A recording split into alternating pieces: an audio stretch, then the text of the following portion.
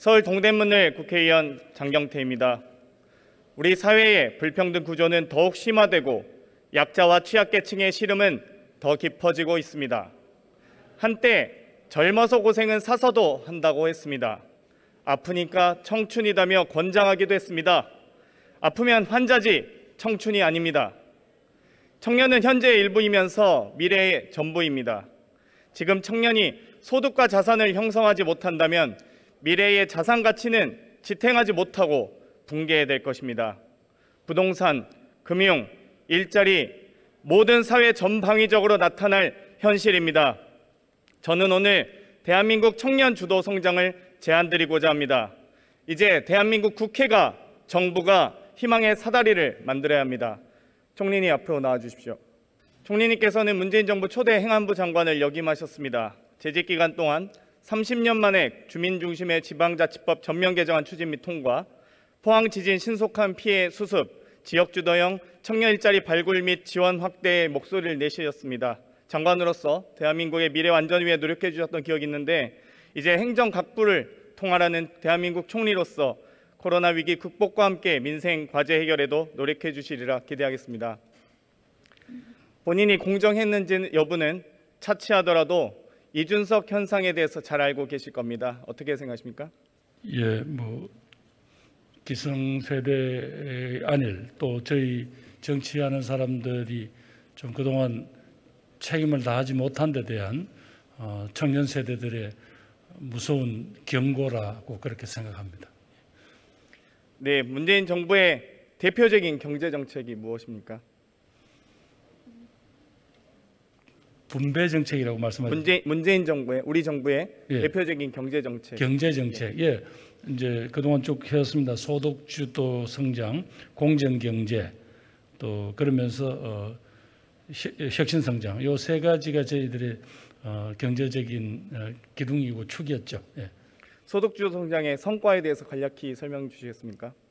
예, 소득 주도 성장이라는 게 결국 이제 일자리를 만들고 그동안 사회적으로 이제 어려웠던 저층에게 어떤 형태로든지 그분들이 소득을 만들어낼 수 있는 기회를 주고 그다음에 사회 안전망을 튼튼하게 함으로써 이분들이 더 이상 처지지 않게 하고 하는 그런 것들을 묶어서 내는 것이 우리 소득주도 성장의 가장 핵심이었고요. 그중에서 물론 최저임금 인상도 그 정책 중에 하나였습니다. 네, 결국 사람에 대한 투자, 사람 중심의 경제를 바탕으로 일자리, 소득 분배, 가계 소득 개선 등의 사회 안전망 강화에도 기여했다고 생각합니다. 저는 이에 더 나아가서 청년에 대한 투자, 청년 주도 성장에 대해서 말씀드리고 싶습니다. 총리님께서는 잘 키운 자식 하나 집안을 일으켜 세운다라는 말 들어보셨습니까? 예, 저희 세대들은 그런 늘 격언처럼 이야기를 듣고 자랐습니다. 예. 네, 요즘은 잘 키운 자식이 집안 기둥 안 뽑아가면 다행인 시대입니다. 과거엔 자녀의 소득이 노력하면 부모의 자산을 뛰어넘었지만 지금은 불가능합니다. 그렇기 때문에 부모의 자산이 중요한 시대이기 때문에 수저 계급론이 나오고 있습니다. 이제 고정 인식처럼 되어 가는데요. 미국의 한 연구 결과를 보면 1950년에 태어난 세대의 80%가 부모보다 소득이 많다가 점점 줄어들면서 1984년엔 반토막 납니다. 한국의 경우 더욱 심각합니다. 부채 증가율 12.2%, 부모 세대와 2배 차이가 납니다. 이에 따라 순자산은 평균에도 못 미치고 근로소득은 전년보다 4.3% 감소해서 어느 연령대보다 낮습니다.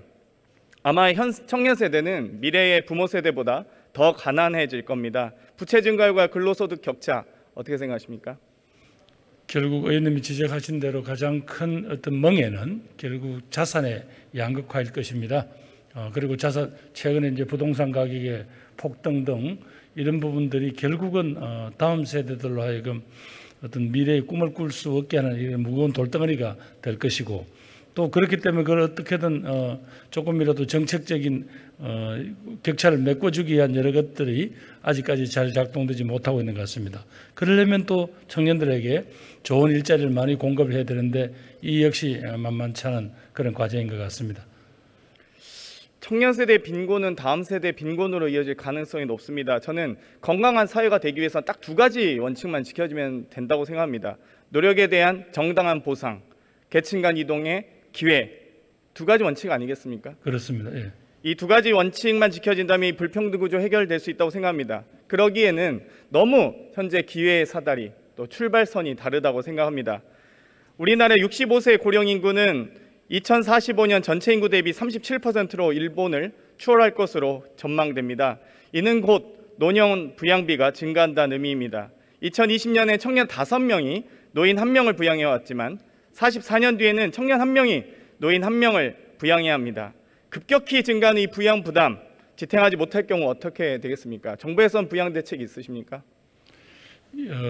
물론 그때까지 이제 우리 산업 구조 또 현재 이제 노동의 질 뭐 이런 것들이 좀 달라지겠죠. 아무래도 뭐 새로운 뉴 테크놀로지와 하는 로보틱스라든가 이런 부분에서 어떤 변화가 일어나서 부가가치 생산을 지금 사람이 하는 것보다는 훨씬 더 많이 해내서 거기서 어떤 잉여를 가지고 나눌 수 있게 되는 그런 경제 시스템이 될지는 제가 모르겠습니다만 적어도 방금 의원님이 지적하신 대로 이런 추세를 그대로 두고서 어떤 우리 공동체가 특히 노년 문제를 해결하고 청년들이 미래에 가질 이 무거운 짐을 적절하게 나누어질 수 있는 빨리 그런 제도로 바꿔야 된다는 의원님 지적에 동의를 합니다.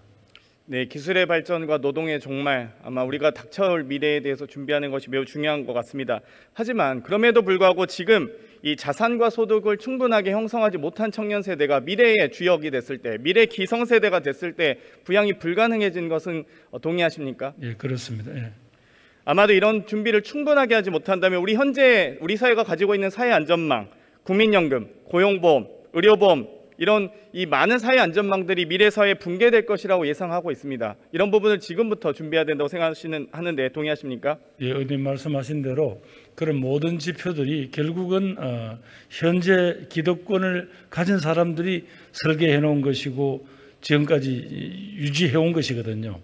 근데 이걸 가지고 이런 급격한 인구 구조 변화, 산업의 재편 등등으로 봤을 때 계속 현재 누리고 있는 이 기득권에 대한 양보가 없이 또 이 자산의 양극화되는 현실을 그저 오늘 어쩔 수 없지 않느냐는 말로 하기에는 이게 너무 무서운 결과로 연결되리라는 의원님의 지적에 동의합니다. 몸이 아프면 병원에 가는데 마음이 아픈 청년들은 어디로 가야 할지 모르겠습니다. 마음 건강의 문제는 개인의 문제가 아닌 사회적 문제가 되고 있습니다. 우리 청년들의 우울증 문제에 대해서 심각한 상황인데 어떻게 생각하십니까? 예, 최근에 그 조사 결과가 발표된 데에 따르면 20대, 30대 청년들 약 30%가 나 정말 못 견디겠어, 우울해. 심지어 그중에서 약 3분의 2가량이 자살을 생각하고 있다는 이런 아주 무서운 그런 통계 결과를 보았습니다. 의원님 말씀드린 대로 이 이유가 뭘까? 아마 코로나19의 장기화에 따른 어떤 고립감 이런 것도 있겠지만 근본적으로 미래에 대한 불안, 또 실업에 대한 어떤 그런 두려움 이런 부분들이 전부 다 아마 복합적인 이유를 해서 나타나는 게 아닌가 이렇게 알고 있습니다. 심평원 자료에 따르면 이 청년의 자액 진료 건수가 20대는 80%, 30대는 87% 증가했습니다. 전체 증가율 36%보다 훨씬 높습니다. 우울증 진료 건수도 20대가 28%나 차지합니다. 방금 말씀하셨듯이 코로나로 인한 위기가 있을 수도 있습니다만 이 여타 다른 일자리, 주거, 보육, 부채, 창업, 또 교육, 사회 안전망 이르기까지 이 청년들이 우리 사회에 자리매김하기 위한 그런 준비도 매우 중요하다고 생각합니다. 요즘 코로나 블루가 매우 유행하고 있습니다. 특히 20대 여성들이 매우 어려움을 겪고 있는 상황인데요. 2019년 20대 여성의 자살률은 전년 대비 25.5% 늘었고 2020년 상반기에 자살 시도하는 20대 여성이 전체 자살 시도자의 32.1%로 전 세대 통틀어 가장 많이 높게 나타나고 있습니다. 이러한 현상에 대해서 정부는 어떤 준비를 하고 계십니까? 예, 지금 뭐 최근 그런 어떤 우울한 통계들이 속속 이제 나타나고 있어서 지금 아마 정신건강 지원센터 같은 거를 각 지자체별로 마련하고 어떤 형태든지 그분들에게 내가 급할 때 어떤 위기 탈출구가 있다라는 자꾸 사인을 드리고 그러면서도 이 커뮤니티라고 이야기해야 되겠죠. 그 공동체들, 그 작은 공동체들 내에서 어떻게든 빨리 이런 위기의 신호를 감지하고 그들에게 새로운 용기를 주는 어떤 이런 방식으로 정부 정책을 좀 밀어가겠습니다. 여러 가지로 의원님 지적하신 대로 지금 우리가 가지고 있는 이 제도 가지고는 이 위기에 턱없이 부족하다는데 동의합니다. 노동시장의 취약한 지위에 있습니다. 특히 이 젊은 여성들의 실업 문제는 조용한 학살이라고 합니다. 이런 문제를 이대남, 이대녀 이렇게 갈라치게 하면서 언론과 정치가 악용하고 이용하는 것에 대해서 대단히 분노합니다. 이 부분에서 총리께서 단호하게 대처해 주시기 바랍니다. 예, 적어도 우리가 가지고 있는 이런 사회경제적 위기를 무슨 세대 갈등 또 세대 내에 있어서의 남녀의 성별의 갈등 이렇게 몰고 가는 것은 전혀 문제 해결에 도움이 되지 않는다라고 생각합니다. 항상 어려울 때는 힘든 사람이 더 아픕니다. 코로나19 속에서 특히 청년들은 실업과 불안한 미래 때문에 극심한 스트레스를 앓고 있습니다.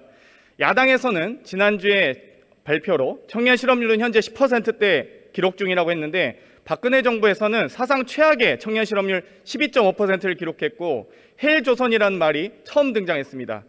정말 최악의 악몽 같은 아무런 청년 정책도 철학도 소신도 가치도 없었던 청년 정책을 추진해 놓고 그런 말씀을 들으면서 참 안타까웠는데요. 코로나19로 일자리 시장이 크게 위축된 것은 전 세계적 현상임에도 불구하고 우리나라 실업률 전년 동월 대비 0.2% 하락했습니다. 문재인 정부에서 청년 실업률 관리하고 있을 텐데요. 이 변화 추이는 어떻습니까? 최대한 노력을 하고 다양하게 청년 고용을 위한 여러 가지 정책 패키지가 있습니다만 그럼에도 불구하고 청년들이 기대하는 그런 좋은 일자리를 만드는 게 어렵기 때문에 또 기업들도 과거의 채용 방식을 바꾸고 이렇게 해서 좀처럼 지표가 좋아지질 않고 있습니다. 네, 국민취업지원제도나 일경험 프로그램 같은 좋은 정책들 많이 잘하고 있다고 생각합니다. 하지만 여기에 더 나아가야 된다고 생각합니다. 전 특단의 대책, 대통령께서 말씀하셨듯이 정말 간절하고 낮은 자세로 더 가까이 다가갈 수 있는 특단의 대책 있어야 된다고 생각합니다. 헌법 제32조 2항 모든 국민은 근로의 의무를 진다. 근로는 헌법이 규정한 국민의 의무지만 국민은 기회조차 보장받지 못합니다. 근로 의무를 국민에게 지우면서 국가의 일자리, 그러니까 청년들의 일자리를 국가가 왜 보장하지 않는지 저는 그 부분에 대해서 말씀드리고 싶습니다. 전체 실업자 114만 명 중 청년 실업자 56만 4천 명, 20세부터 39세로 규정했습니다. 50%에 육박합니다.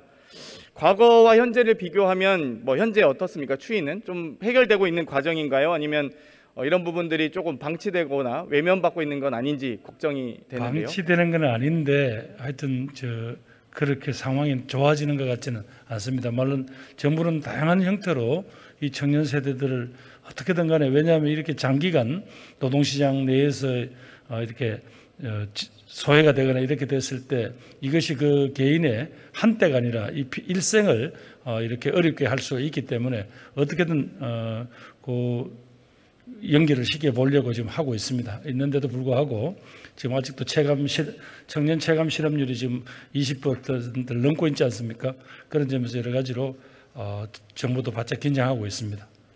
네, 코로나19 속에서도 5만 명이라는 청년의 일자리를 제공하는 성과도 있었습니다. 하지만 여기에서 더 나아가서 청년 일자리 국가 책임제 도입을 저는 강력하게 주장하고 싶습니다. 근로를 희망하는 청년이라면 누구나 최저임금 이상의 최소 6개월의 근로기간 등을 보장받는 등의 내용인데요. 국가가 생애 첫 직장 경험, 생애 첫 소득 경험, 생애 첫 자산 형성의 기회를 보장해야 한다고 생각합니다. 청년 실업자 10만 명 중 10만 명이 신청한다고 가정하면 200만 원씩 6개월, 1조 2천억 원 정도 됩니다. 이 예산으로 정부, 지자체, 공공기관, 스타트업, 중소기업, 자영업자에 투입해서 경제를 활성화하고 취업난 해결할 수 있다고 생각합니다. 지금 현재 국가장학금 예산 3조 4,800억 원, 누리과정 예산 3조 9,100억 원, 이 정도 예산이면 소위 3분의 1 정도 수준입니다. 오히려 이 전체 예산 6조라도 투입해서라도 저는 56만 명 전체 청년 실업자 문제를 해결해야 된다고 생각하는데요. 이 청년 일자리 국가 책임제 도입에 대해서 혹시 검토해 보시겠습니까? 예, 국가 책임제 자체는 목표를 할 수는 있겠지만 당장은 지금 저희들이 할 수 있는 청년 채용 특별 장려금이라든가 청년 내일 채용 공제 또 청년 디지털 일자리 사업 등등 이런 작지만 어차피 그 나름대로 다음을 준비할 수 있는 이런 정책 패키지를 통해서 조금이라도 청년 고용을 높이기 위한 정책을 계속 밀어나가겠습니다.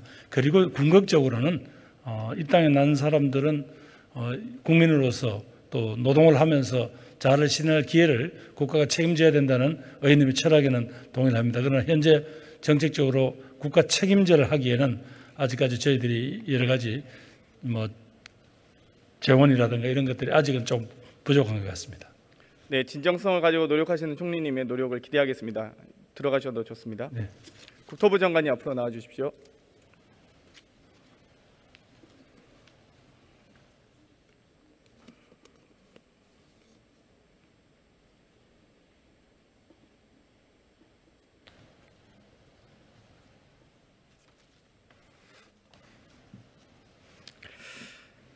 장관님, 최저임금을 지키지 않으면 불법이지만 최저주거기준은 권장사항에 불과합니다. 일반 가구와 비교해서 청년주거 실상 어떻습니까? 상대적으로 열악한 상황이라고 알고 있습니다. 서울시 복지실태 조사에 따르면 서울시 주거비용은 7억 5천만 원, 전세는 3억 2천만 원인데요. 서울시 가구 중 44%가 빚을 지고 있으며 이들의 평균 부채액은 9,900만 원입니다. 전월세 보증금 마련, 거주용 주택 구입 82%가 빚을 지고 있습니다. 그런데 부모가 도와줄 여력이 없어서 흙수저로 태어난 청년은 평생 반지하에서 주거 빈민으로 살아가야 합니까? 청년들의 내 집 마련 불안에 대해서는 저도 상당히 안타깝게 생각을 하고요. 일단은 집값이 안정이 돼야 되겠고 청년의 주거 안정, 주거 사다리 이런 것들을 촘촘히 제공을 해야 된다 이렇게 생각을 합니다. 평균 국민소득 3,600만 원입니다. 앞서 말씀드렸듯이 이 주거 비용을 감당하기에는 턱없이 부족합니다. 내 집 마련의 꿈도 더 어렵고 불투명하다고 생각합니다. 헌법 35조에서 쾌적한 주거에서 살 권리를 명문하고 있고 최저 주거 기준이 법제화된 것은 2004년입니다. 17년이 지난 지금도 수도권의 청년 주거 빈곤율 11%에 달하고 있습니다. 이제는 최저 주거 기준만큼은 지켜지도록 노력해야 되지 않겠습니까? 예, 의원님 말씀에 공감합니다.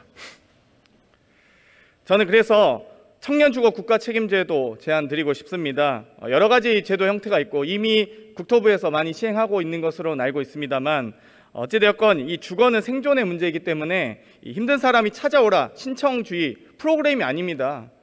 운영체제를 바꿔야 되는 문제입니다. 국가가 먼저 힘든 사람 찾아가야 된다 생각하는데 어떻게 생각하십니까? 예, 의원님 말씀에 동의합니다. 감사합니다. 들어가셔도 좋습니다. 기재부 장관님 앞으로 나와주시기 바랍니다.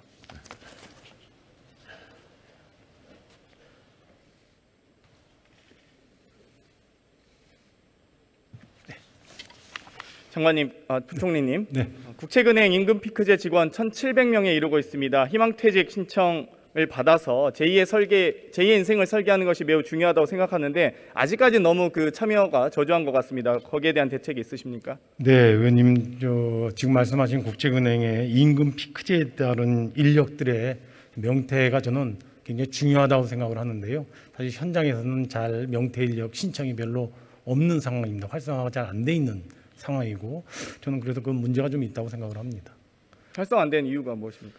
예, 제가 알기로는 일단 명퇴를 할 때 명퇴금이 너무 적다는 이유가 주로로 알고 있고요. 그런 의미에서 명퇴금을 좀 획기적으로 올려달라는 요구가 있었습니다. 아마 명퇴금과 관련돼서는 저희가 볼 때는 다른 기관과의 문제도 있고 또 국민 감정도 있고 과거에 너무 명퇴금이 높다고 해서 감사원에서 지적받은 적도 있어서 정부로서는 여러 가지 그런 요인에서 명퇴금을 갑자기 올릴 수가 없는 상황이었고요. 그렇다면은 기존의 제도 하에서 아마 명퇴 신청자가 그렇게 많지 않은 걸로 제가 알고 있습니다. 제도 개선이 좀 필요하다고 봅니다. 국책은행만 1,700명이면 청년의 일자리, 청년에게 기회 1,700명이 지금 차지하고 있지 못한 상황인 것 같습니다. 국책은행뿐만 아니라 타 공공기관으로 확산될 수 있도록 부총리께서 좀 신경 써주시면 좋을 것 같고요. 대통령께서 공약하신 노조 추천 이사제가 있습니다. 2020년 경사노위에서도 입법을 추진한 바 있고요. 또 과도기적으로 국책은행이나 이런 권고하기도 했습니다. 현재 경제부총리께서 수출입은행 이사 선임권과 관련돼서 아직까지 진행이 안 되고 있는 것으로 알고 있습니다. 어떤 계획 있으십니까? 예, 의원님 지금 말씀하신 대로 노조 이사제와 관련돼서는 이제 공문법을 개정해서 아예 제도적으로 안착을 하려고 법이 국회에 지금 나가 있습니다. 저희는 거기에 대한 논의가 빨리 좀 신속하게 돼서 제도적 장치를 갖췄으면 좋겠고요. 그 법이 되기 전에는 지금 의원님 지적하신 대로 노조 추천 이사제도에 대한 시도가 있습니다. 지금 여러 기관에서 그러한 요청이 있었는데 대개 이제까지는 관련 선임 절차라든가 자격 요건을 보면서 이사를 선임을 했는데요. 제가 보건대는 노조 추천 이사라고 해서 특별히 배제할 필요도 없고 또 특별히 의무적으로 선정하는 것도 좀 무리가 있어서 저는 그 대상 추천된 대상 이사 후보 추천된 사람의 어떤 자격 내지는 역량이 제일 중요하다고 봅니다. 지금 수출입은행에 대해서 한 명에 대해서 지금 노조 추천 이사를 포함해서 아마 조만간에 추천이 올 것 같은데요. 제가 추천이 오면 지금 말씀드렸던 후보자의 역량을 좀 잘 보고 편견 없이 선정하도록 그렇게 하겠습니다. 네, 알겠습니다. 들어가셔도 좋습니다. 감사합니다.